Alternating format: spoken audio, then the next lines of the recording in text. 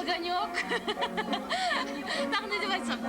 Әке, жаңа жылыңыз құтты болсын. Туған туысқандарыңыздың бәрін жаңа жылмен құттықтаймын.